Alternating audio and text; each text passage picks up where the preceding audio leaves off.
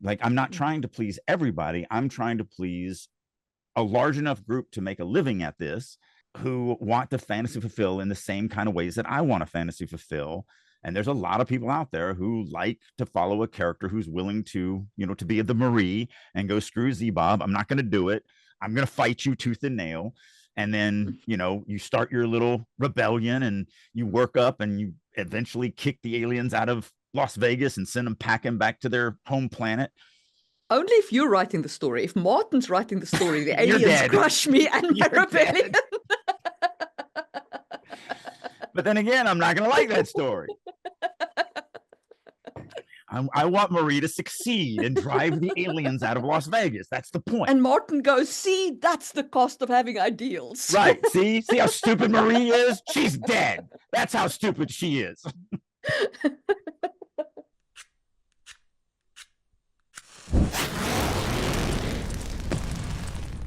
Releasing your inner dragon.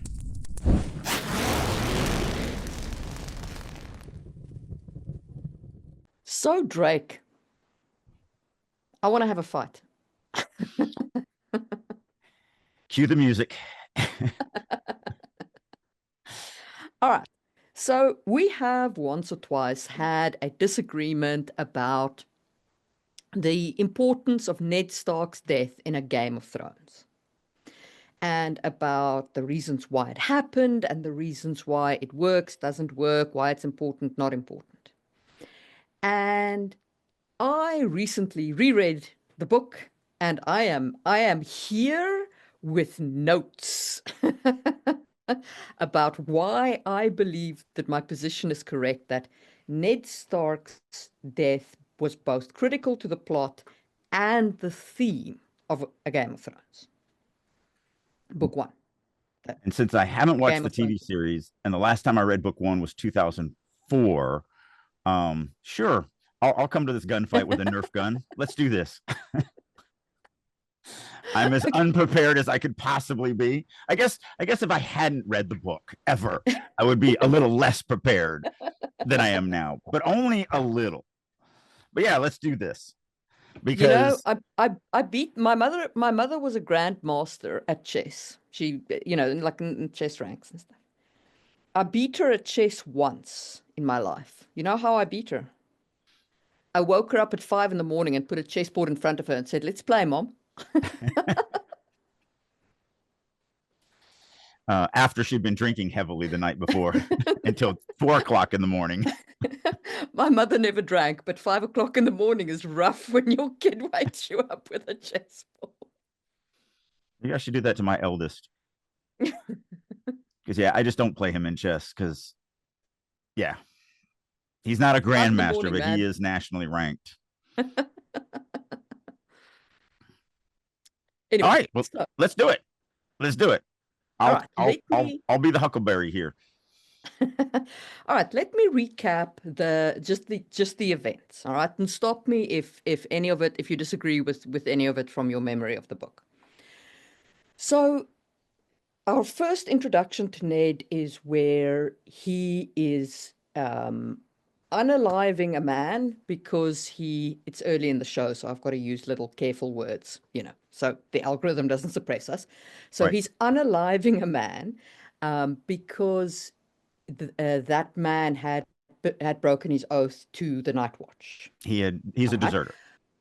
He's a deserter. But the reader knows that man, because we met that man in the prologue. So the reader knows that man literally saw the others, right? And that he is fully aware of the bad mystical stuff coming over the wall and speaking the truth. Okay. Mm-hmm. So then we see Ned feeling a bit guilty about this, whatever, that incident is put behind us. Robert Baratheon arrives and he says to Ned, "Come to King's Landing, be my hand, because Jon Arryn died." Jon Arryn, yeah. And then then we find out that Jon Arryn was unalived by someone in King's Landing with poison. Yes. Okay. So we know that there's dangerous stuff going on. Catelyn, Ned's wife, says to him, "Don't go." Okay. But Ned not only chooses to go, but also takes two potential hostages with him in the shape of his two daughters. Right? Mhm. So, I mean, okay. So they're all going down to King's Landing. During the journey to King's Landing, Arya Stark, Ned's daughter's wolf, Nymeria, bites Joffrey. At Robert's insistence, Ned has to unalive the wolf, but Arya has set it free. And then at Cersei's insistence to Robert, Ned unalives Sansa's wolf, who has literally done nothing wrong. Okay, it's a complete innocent. All right. But because Robert is Ned's king, he has nowhere to go because that is how the society is set up, sort of, right? Okay. Then we get down to King's Landing. Littlefinger literally tells Ned, don't trust me. You can't trust me. But of course, Ned does trust him. All right. Now we've got two competing storylines. We've got Cersei's storyline and we've got Ned's storyline. Cersei wants to get her son onto the throne. Ned wants to get some sort of justice going on here. All right. Then, due to everything happening on the other side of the sea, Robert gives the order to unalive Daenerys, right? And when she's pregnant, and Ned resigns from the council. Okay, he could have gone home. He could have gone back to Winterfell with his daughters at that point, but he did not.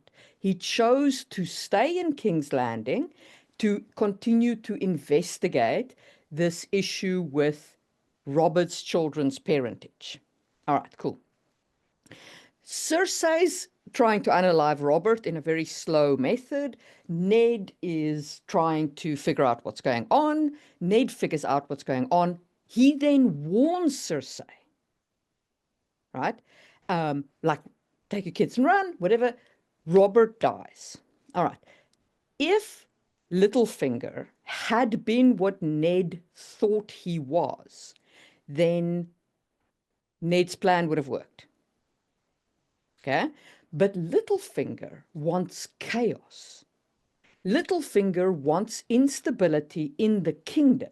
So he is pushing for Ned to die, for Joffrey to be on the throne, so that he, Littlefinger, has maximum opportunity to get rich, to get titles, to do all of these things. All right. So he supports Cersei.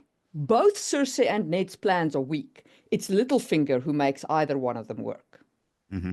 Okay. So we then reach the point where now Ned's in a cell and so on.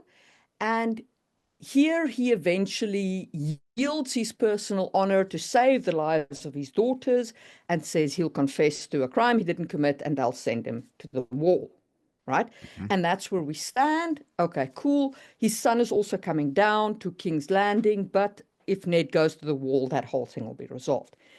At the last minute, Joffrey, who is now king, says, off with his head. Okay? Like literally as they're standing there. All right. And that then ignites the war. Mm-hmm. Okay. It also creates a massive instability within the kingdom. Oh, and I just want to add one more thing.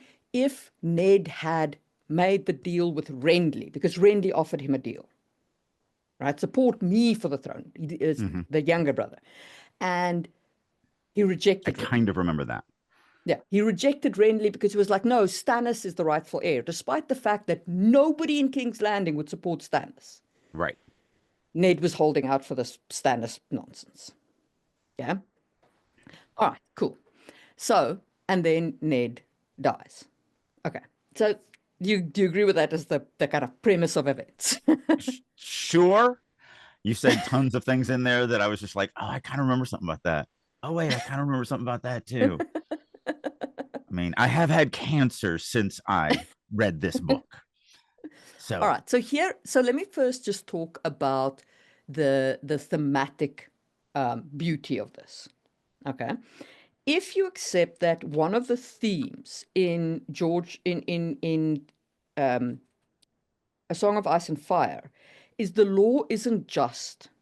mhm, There is the law is by the design of the system, but in its systemic nature, the law of Westeros is only as just as the person in charge of the law, mhm, because the law is what that person says it is. mhm. So in Winterfell, Ned could have saved that man's life. He could have let Gerard go, Mhm. right? He says his hands are tied because Ned believes in justice, Mhm. not because that's actually true. And we see that happen when we see the reverse of that, when he unjustly unalives Lady, Sansa's dog, because the law in that case is not just. It is what Robert says the law is. Right. And Robert is not acting under justice. Robert is acting because he doesn't want his wife and son unhappy. Right. Okay? So we see that those two contrasting viewpoints. Then we come to King's Landing, right? And again, there is the setup of the lack of justice. And all throughout, Ned is trying to be just in a system that is It is unjust. unjust. Yes. And his attempt at justice fails. Yeah. And it fails because he is under an illusion of what his system is. He supports his system. He doesn't see the inherent injustice in it. Yeah. Like the built-in problem. Yeah. His fatal flaw is that he is honorable and he expects and assumes everyone else is going to be too. He doesn't Yeah. see the fact that other people are not going to follow your code. And you have to adjust for that. You have to, you know, like, I'm a So I good would say that person, but you're a piece of garbage. So I'm not going to treat you the same as. So I've heard that argument, but I disagree with it. And I'll tell you why. Ned did do a lot of things. I don't think he was naive. He did try to bribe the Oh, gold cloaks. He did, yeah, I don't. like he did try and adjust. The problem isn't that he didn't adjust. The problem is that Ned had the mistaken belief that there is justice within his system. Right. And he didn't understand that justice is entirely predicated on who holds the reins of power. Right. And that's what I meant by Yeah. what I said. That's what he was naive against. Not, Yeah. he wasn't naive that individual people were pieces of garbage. He knew Yeah. that. Otherwise, he wouldn't have chopped off the guy's head who, you know, Yeah. deserted, Yeah. who broke that law. Who broke his oath, yes. Yeah. So, but he was naive on the fact that he kind of drew his moral compass from the laws. And so he interpreted the laws in this one way and assumed that that was the only way to interpret these laws. And yet, and he failed to see with clarity that the law in Westeros is entirely predicated on who is in power. Which literally is the way it is everywhere in the world. I mean, like here in America, you get pulled over for a speeding ticket. I mean, technically, because there was one time I got pulled over 2:00 in the morning driving to New Orleans, and it was obvious that the cop was looking to score to basically steal drugs out of, this car, because we definitely looked like we were druggies. Because this is early in my youth. We weren't, we didn't drink or anything like that, but we definitely gave off that vibe. And we could tell he was there trying to, not to arrest us for drugs. He was literally there trying to see if we had them so he could confiscate them and then leave. Like, it was just plainly obvious to us. but he was the law. Like, we're out in the middle of the swamp on a dark road with, a guy with a gun and us. So whatever his interpretation of the law was going to be what the law was. So that's the case everywhere. Whoever is the one in power can pretty much decide. And that, I think that was the big thing that Ned was naive about. He thought the law had its own moral compass kind of on its own, as opposed to the law is only as moral as the person wielding it. Yes.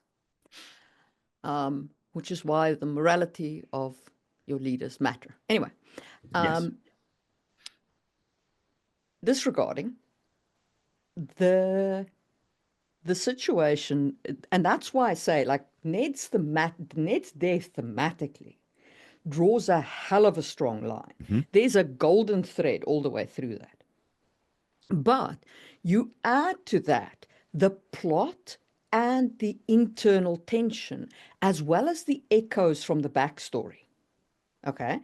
Because the backstory of this whole thing is Ned's brother and his father went to the Mad King to demand the release of Ned's sister, right? And they died, right? The Mad King burnt them. And that kicked off Ned and Robert's rebellion, which they won, thereby proving the justice of their cause. Right. Yeah, so there's like all of these double echoes as well, like Ned's past, his future, his current, all of that binds together. Yep.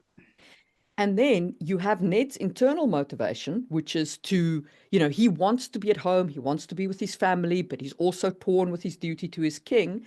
And that keeps like winding the ratcheting plot higher and higher and higher. And that's why I say, like, it is actually like, and Ned's death is pivotal to the war. Because if Ned had been sent to the wall, the war would not have happened. Yeah. Agree with all of that.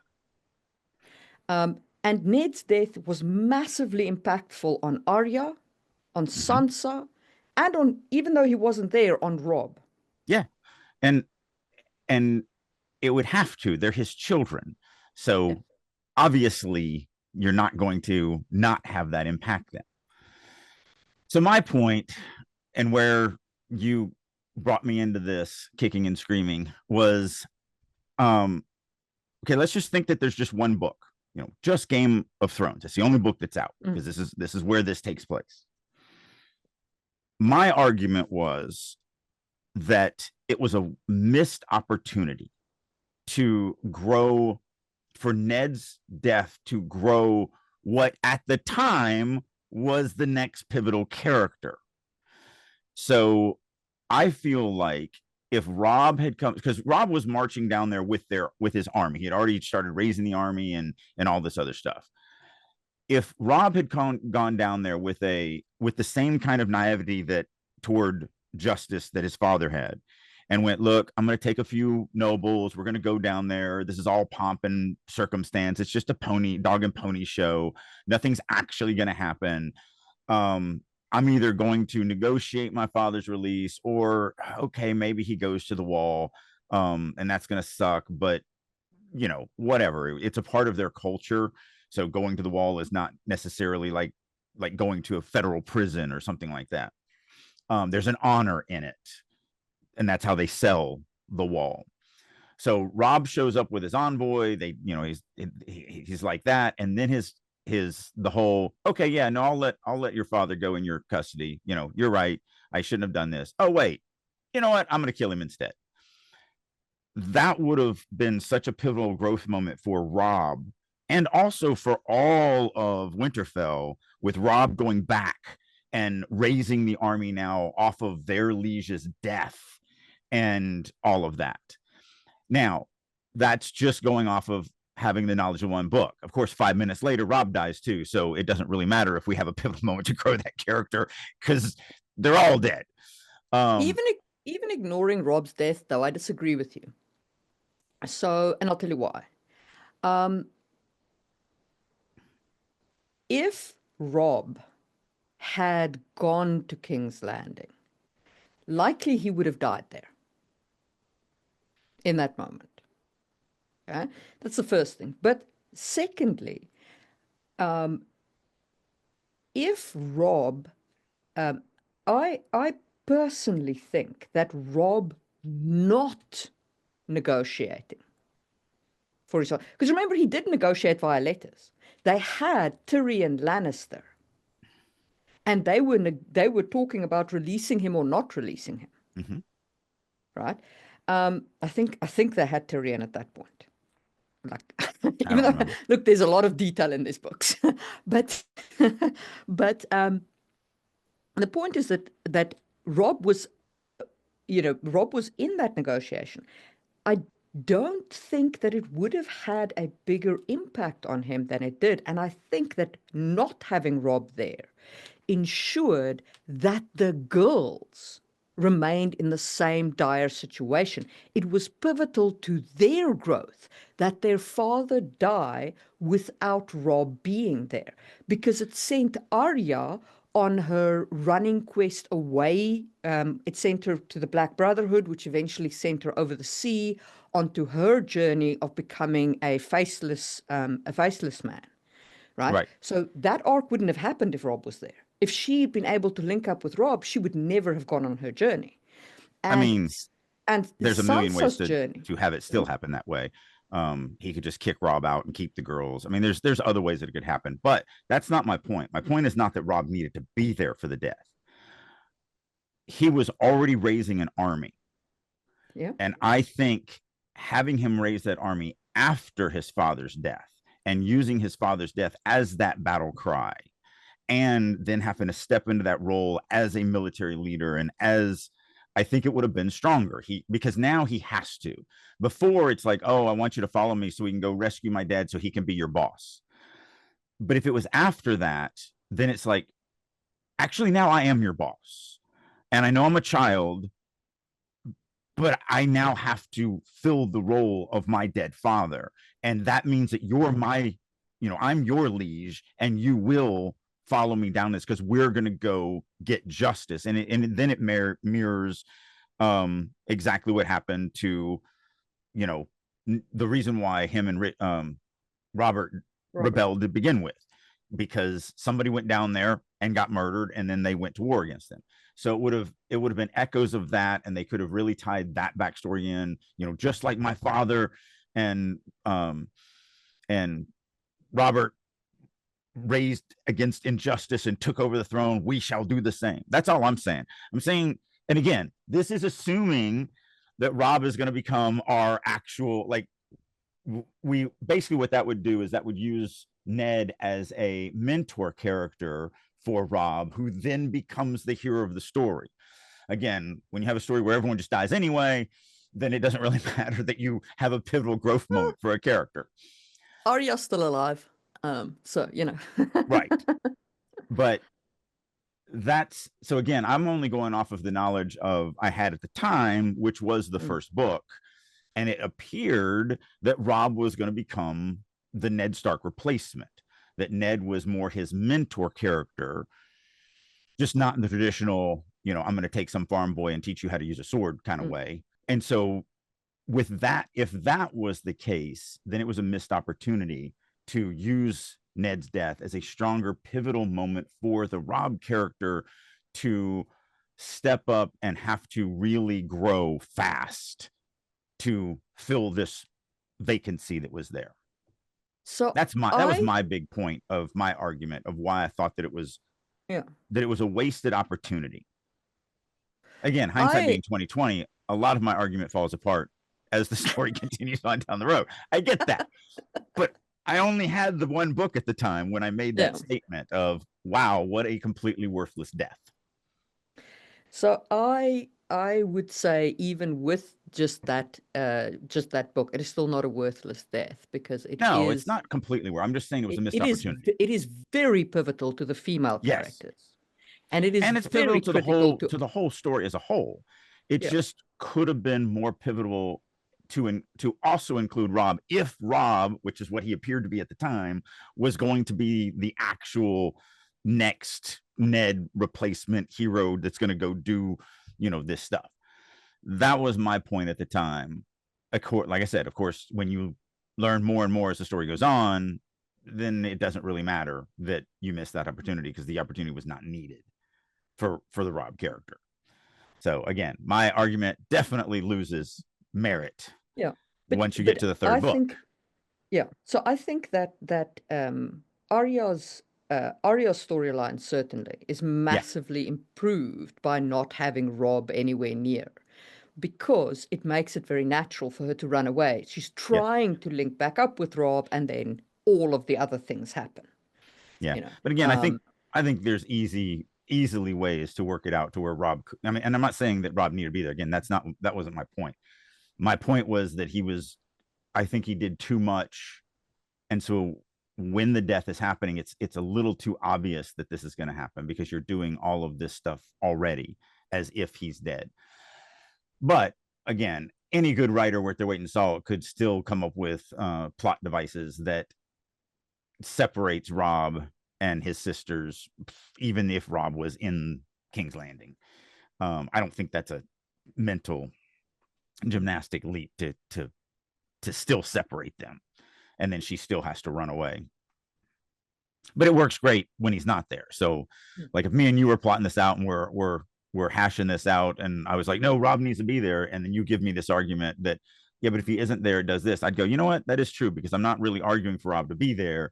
I'm arguing for Robb to have a more pivotal growth moment.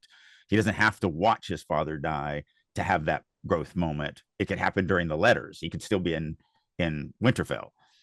So the growth moment for Robb comes in the next book, when his bannermen basically push him into full-blown rebellion and declare him to be the king of the North. Mm-hmm.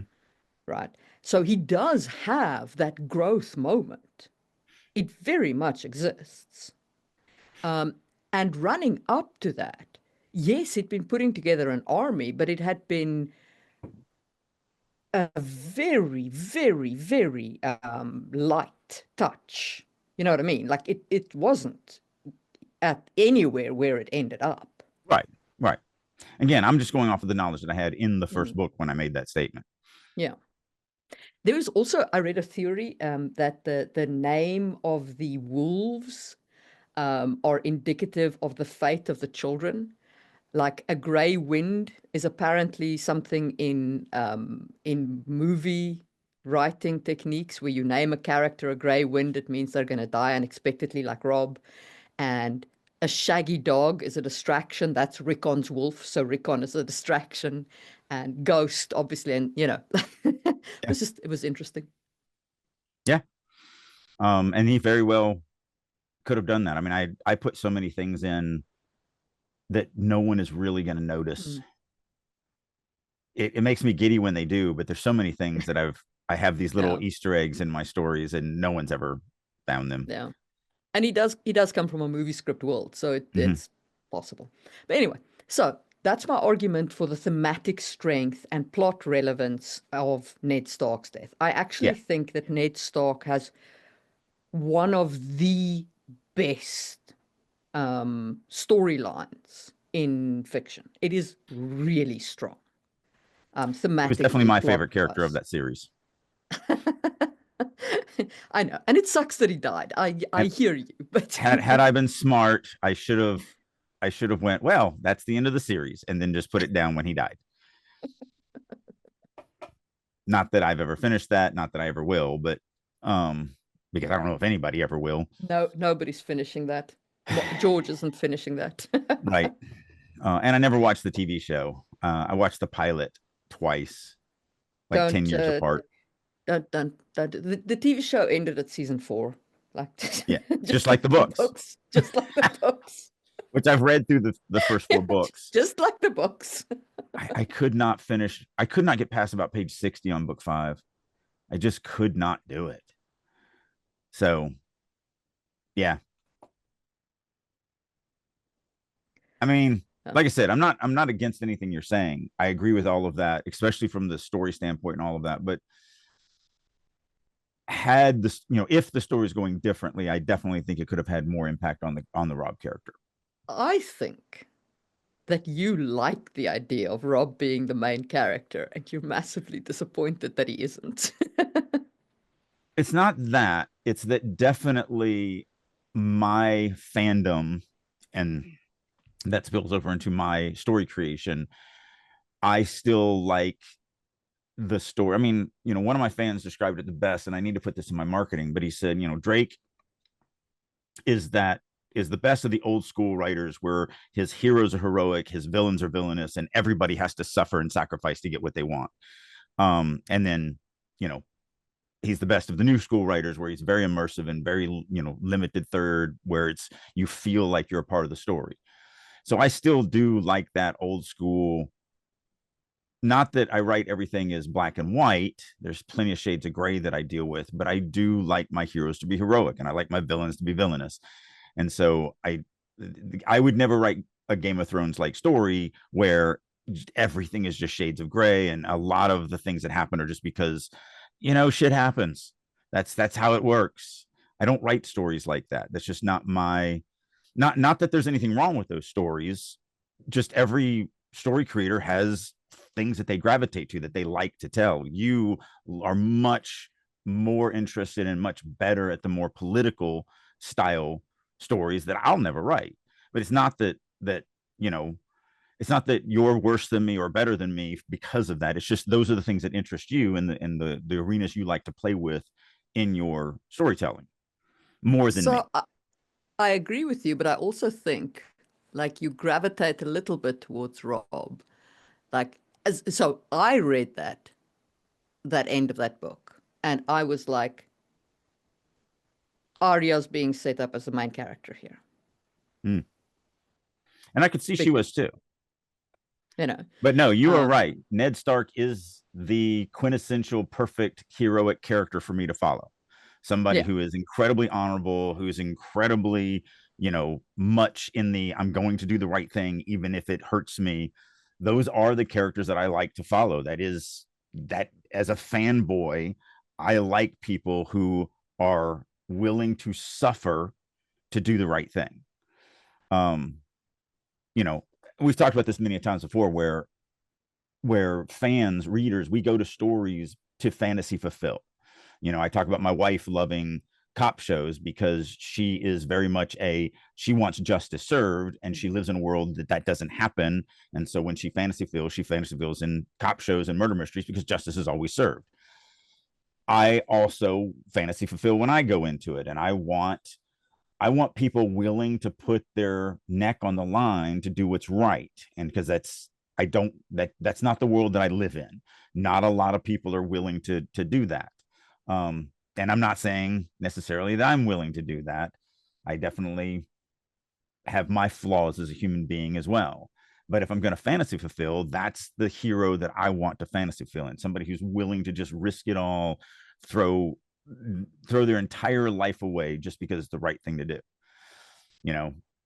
And so because let's say aliens come down and take over Las Vegas and they're like, we rule you now, but you have to worship Zebob, the ultimate god of the stars, and these are the rituals you have to follow, and if you don't, we will kill you. I'll be like, oh yeah, hail Zebob, man.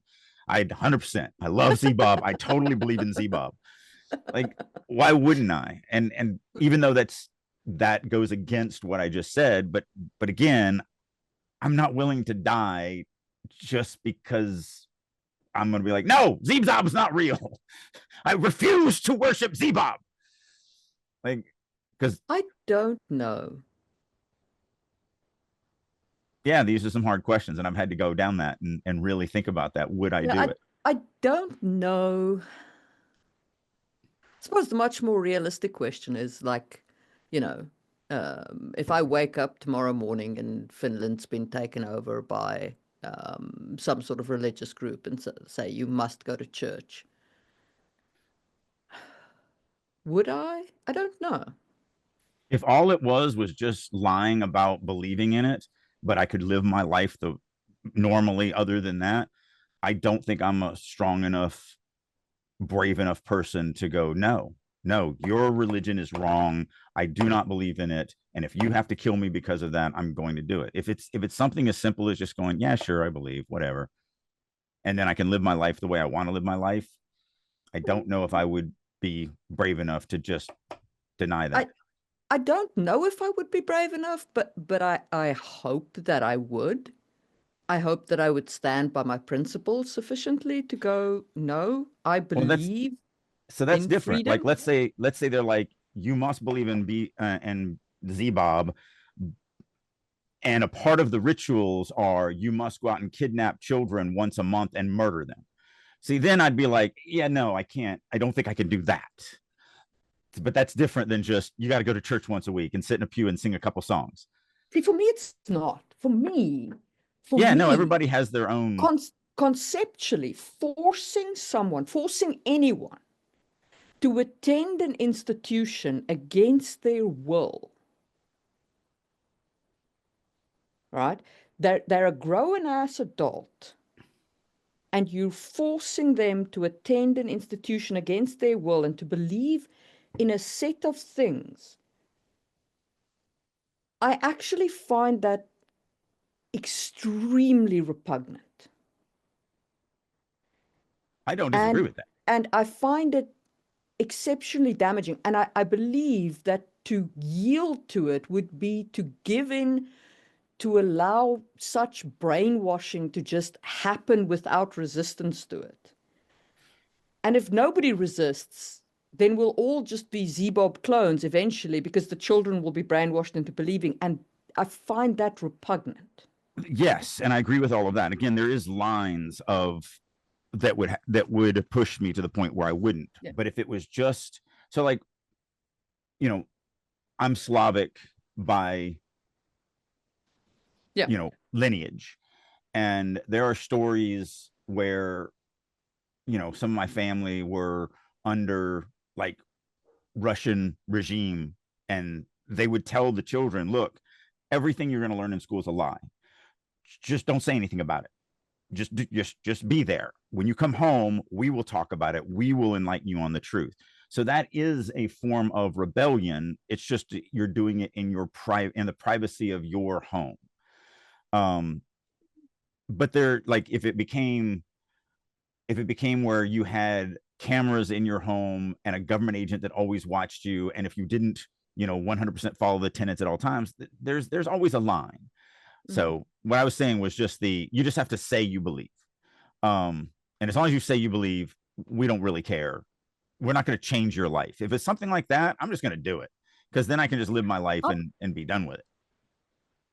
I don't know. I think I'm very bendable in some ways, and I'm very rigid in some ways. And I think that one would be a bridge too far for me. I'd be like, no. Well, and again, every single person has different lines and different things. I'm just saying it's the reason why I fantasy fulfill with characters who are willing. Like, you would be my fantasy fulfilling. You would be the story that I'd be like, yeah, I want to follow Marie's story, because she's like, screw Zebob, I will never bend to your will. I'm like, yeah, I love this story. I'm not going to do it, but I'm definitely going to follow your story.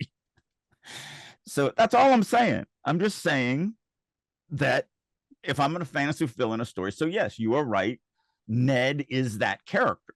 And so me, as an epic fantasy fan of that ilk, I like, that is what I want to fantasy fulfill within. And everybody has different reasons for what they like and why they like certain things. I mean, there's people that like Game of Thrones that didn't like Ned Stark, because that's not what they're there to fantasy fulfill it. They're there to do something else, and they're right for themselves. But yes, you are correct. The Ned Stark character impacted me deeply. It was one of my favorite characters from fiction that was ruthlessly taken from me. And then you are right. I would transfer that to his son, hoping that this was going to be an even better, Ned Stark 2.0. I'm not going to lie about that. But this is fantasy film. That is what it means to be a fan. And to be a fan, That's why it always bothered me when creators blame their fans for, how they feel about their product. Like, I'm sorry, the fans' job is to just do what they are there to fantasy fulfill.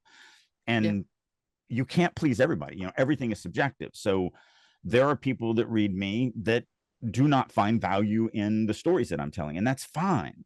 Like, I'm not trying to please everybody. I'm trying to please a large enough group to make a living at this, who want to fantasy fulfill in the same kind of ways that I want to fantasy fulfill.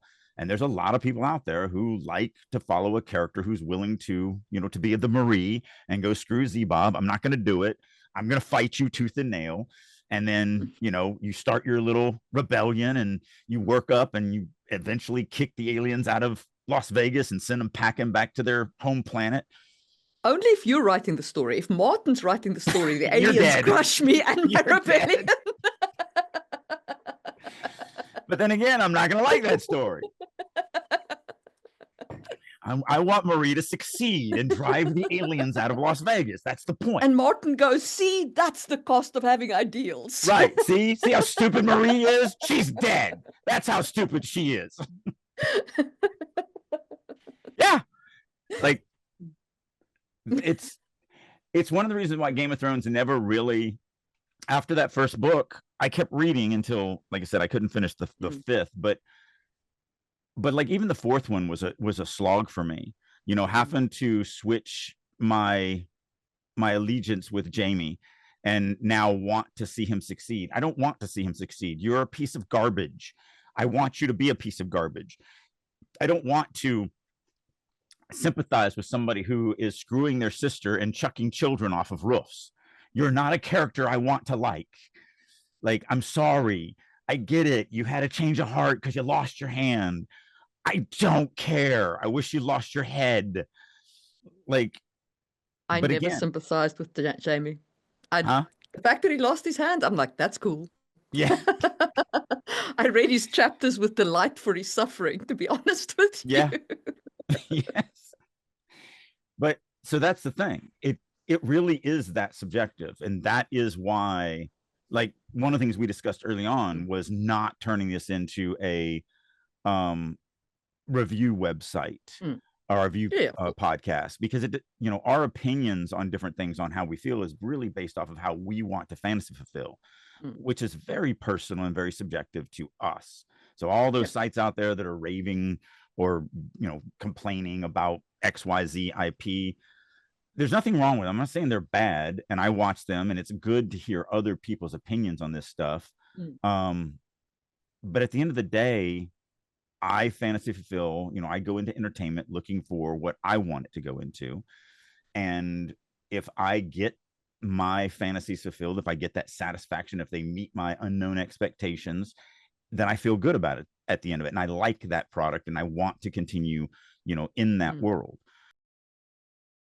Which is funny because what I'm watching right now is The Expanse. And a lot of The Expanse, not all of it's definitely not a George Martin, Game of Thrones, but it is some, man, shit just happens. Sometimes you're just in the wrong place and you die and your story ends prematurely. It's just the way it is. But that's the world I live in. My wife could go to the grocery store to pick up some milk, and then I could be a widower. Yeah, but The Expanse makes it the Expanse does a really great job of both making you root for the Belters and making you go like, man, sometimes you guys suck. Yeah. Sometimes you guys are just some stupid pig-headed idiots. But that's the one thing. One of the things that they're playing with so heavily in that is just racism. And so, but now we have, like, it's not just blacks against whites or whatever, because, all of Earthers are black, white, and brown. All of the Belters are black, white, and brown. All Martians are black, white, and brown. So it's not that. Now it's just, you live over there. Yes. And so I think it's a really cool understanding that humans just so easily other each other. And it doesn't matter what the othering is. It can be skin color, because that's really obvious, but it really is just, you just live on the other side of the river. Like, you It look can be like me, you literally, talk like me, you sound like me, you smell like me, but you live on the other side of the river, so you're not human. You're yeah. a piece of garbage. It's like, what?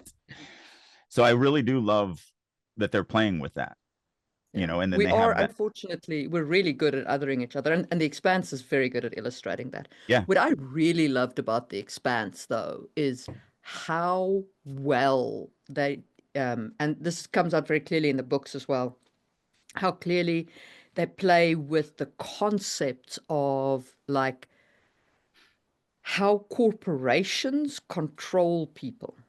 Yeah. Because the Belters are paid in corporation money, which they can't Mm. spend except in the corporation store. Yep. Right. Which is a concept that's been used in the past by a myriad of corporations to basically tie people into perpetual debt. Yeah. And and then them using poker chips as untraceable money, I thought was particularly brilliant. I was like, that is class. That is class world building. Yeah. Yeah. No, I've been enjoying. I'm almost done with season 2. So that's what I'll watch for the next month or so, because I can only watch a couple episodes every once in a while. But I'm enjoying it. I mean, I do. I love, like, me and my son were talking about this. So many sci-fi things, magic away technology, and they really haven't done that. They do have, the engine that uses less fuel than it should, and they've never really explained why. It just is. But it's still an engine. It's still a combustion engine that everything is using. They could just now go super fast. But from a conventional engine. So it still is, you start from 0, and then, if you're pushing 20 Gs, if you're pushing 20 Gs in a little less than a year, you can hit the speed of light. Yeah. Or no, I think it's even less than that. I think it was a month. We did the math on it. But there is no like, oh, we're going to teleport, or we're going to warp over here, or we're going to, bend space and just hop through a wormhole. It's all very conventional. I really do like that. Yeah. And then there's the proto element, which is magic. Then they throw in we got to have some magic. So here's a thing that can do anything. It literally, you need it to be a monster, it's a monster. You need it to turn into a living asteroid, it's a living asteroid. Like, whatever, it's magic. But other than that, they've done a really good job of just staying, like, I really love the warfare. So I've never seen a space battles where it's like, oh, we're about to go in space. Put on your spacesuits, because we're gonna decompress the compartment. Yeah. Because bullets are gonna be ripping through this ship, because there's no such thing as magical shields. Yeah. Like, it's just metal, and they've got really big, powerful guns that are going to shred us like Swiss cheese. And there was literally nothing. There was nothing like, oh, the left side's taking hit, it's holding up, the reinforced steel. How we got into space, who knows? But it's holding up great. No, it's literally just a bullet just hits it and goes straight through and never stops. The first bullet goes through the ship. And so the first time I saw the battle in space, I was like, wow, like, you really thought about the realities of what this would actually be like. You still have to have light material. You still can't have, tanks with 6-inch steel reinforced plates on them. It's too heavy. How do you get it? How do you manufacture it and then get it into space? So I did really like that. There's a lot of it that really, really has spoke to me. The Expanse is an excellent, excellent TV series that I very much recommend. Yeah. So far, like I said, the only magic is the space alien. Yeah. And I'm only at the end of season 2, so I'm not asking this question. I'm telling. I don't see how it matters right now. I don't know why it needed to be there. I'm hoping that eventually it does tie into the story. Again, I don't want any information. I'm not asking for it. But right now, if for the first 2 seasons, at least up to where I'm at, if you took out the proto element, nothing would change. Like, it's still about the prejudiceness of humans othering each other. It's still about the struggles of relationships and life and, you know, all of that. So it would still, I don't think it would miss anything right now. I'm sure it will come into play heavier as the season goes on or as the story goes on, but yeah, I've been impressed with it. But it still gives me that. I mean, look at James. His name's James, the main character, the main dude from Earth. That's the captain of the ship. I think it's been a minute since I watched that series, but yeah, I think so. Yeah. Look at what he is. He's a character who's willing to sacrifice everything to do what's right.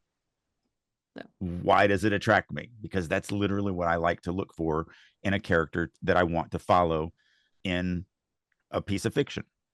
Yeah. And a lot of people want that. I mean, that's the thing, you know. Yeah, James Holden. Thank you. But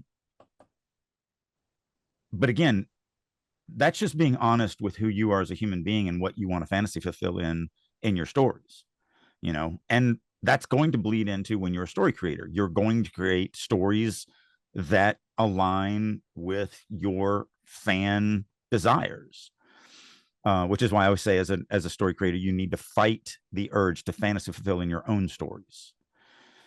Because then, like, if I did that, then my main character would not only be willing to sacrifice everything to do the right thing, they would also be perfect in every way. They would have no flaws, and they would like. And how many stories do we read like that, where the main character is perfect every way, and that's just the storyteller fantasy fulfilling. Yeah, it is. Yeah. So I don't allow myself to go down those paths. So I'm not the main character. You know, I would write a main character like you fighting Z-Bob aliens. You're not perfect, but you still would be laying it all on the line to do what's right. So that's the type of story that I want to create, and that's the type of story that I want to watch or read when I'm the fan. And I think it's good for a story creator to really understand that and be honest with themselves on what they're looking for fulfillment of a story and what they want to deliver as a story creator. You'll be more authentic in your stories. You'll create stories, and we're a large collective, so there's a lot of people just like each one of us, and so you just got to find that audience. That's all it is, whatever that is, you know, whatever your jam is. I mean, I always love to pick on dino porn, but it's an actual genre. And there are, I don't know, tens of people, thousands, hundreds of people, thousands. I don't know how big the genre is. I'm assuming it's not that big, but there are still people that's their jam. And God bless them. Like, that's awesome. You found your tribe. But that's it. I mean, that's kind of where I'm at. So kind of going back to closing up the Game of Thrones stuff, my big argument was probably more baked into my desire as a fan of what I'm looking for. And since it didn't deliver that,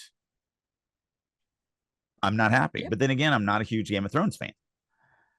No. I was a huge Game of Thrones fan until Ned loses his head. Like, it was my favorite story ever. And then it ended. So from I am a big Game of Thrones fan. But it also fills a lot of what you're looking for as a fan. You like that politicalness.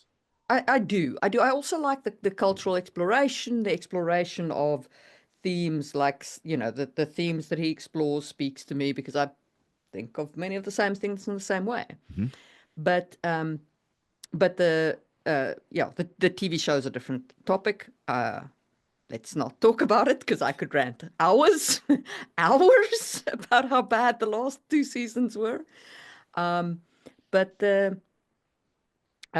for me, that Ned's story is so strong because it has all of these very deliberate thematic and plot tensions baked straight into it, and they all ratchet up to the conclusion. And that was the genesis of the idea for him. He did feel that us epic fantasy fans or us epic fantasy writers who create these heroic characters willing to sacrifice it all to do what's right and put them in a world that is very evil and very unjust and very unbalanced. I mean, George said that himself. He's like, you guys are dumb. They would die. They would just die. They wouldn't ever accomplish anything. Matter of fact, let me show you what it would really be like. And so that's what he did. I mean, he created the character that would be the absolute best, perfect character for us. And then he ripped our heart out and stomped it on the ground and spit on it and kicked us in the face and went, see, that's the way it would actually be. But he did do it very thematically. Yes. Yes. With glee in his heart.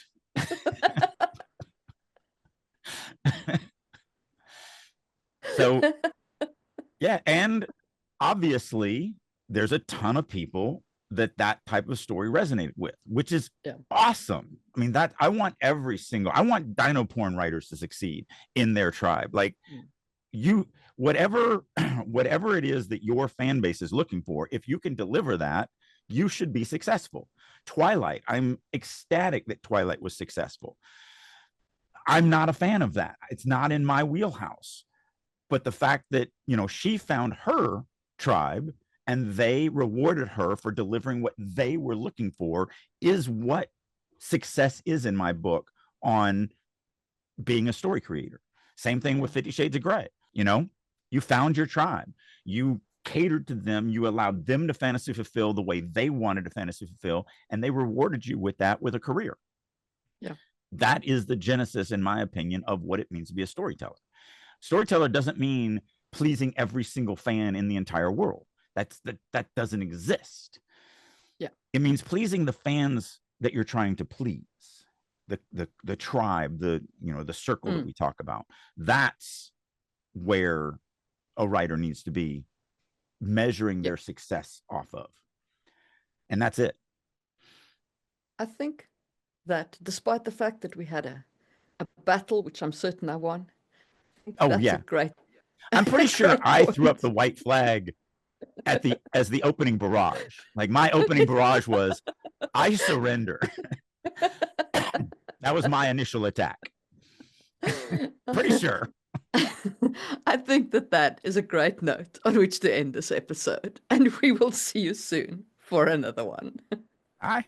If you are ready to take your writing to the next level and work with a group of highly motivated, dedicated writers who are all working to not only improve their writing, but improve your writing, plus you get to work with me on a weekly basis, then I'll encourage you to check out writersroom.us.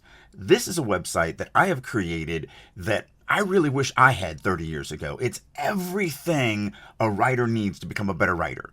Not only do we do weekly critique sessions, both from other members as well as me, we have daily writing sessions, I do monthly classes, Q&As, we have activities, I do all sorts of learning exercises, such as I do a quarterly writing prompt contest, and just tons and tons and tons of things. So if you're ready to get serious about your writing and you want to actually finish that novel and have a chance of it being published, then I encourage you to head on over to the Writer's Room and join me there. And as a special promotion for listeners of Releasing Your Inner Dragon, I'll go one step more. If you would like to get 50% off for 3 months, reach out to me. There's a million ways you can do that. You can do it through StarvingWriterStudio.com, DrakeU.com, any of my social medias such as LinkedIn, Instagram, Facebook, X, whatever. Reach out to me, say that you would like to check out the Writer's Room for 50% off, and I will send you a link that will allow you to do just that. So hopefully you're ready to start getting serious about writing, and I'll see you in the Writer's Room. Thank you for tuning in. This is Marie Mullaney, your co-host on this literary adventure. Our goal is to provide you with valuable insights and discussions on writing. If you believe in our mission, please like and subscribe our podcast. Sharing our episodes with your community not only helps us grow, but also contributes to a richer, more diverse conversation about storytelling. We appreciate your support. For a deeper understanding of the topics we've discussed, head over to Just in Time Worlds on YouTube. It is a treasure trove where fantasy meets history and science.